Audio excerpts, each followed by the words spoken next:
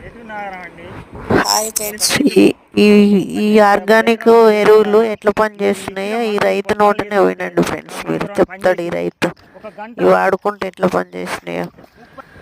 సరేనా ఫ్రెండ్స్?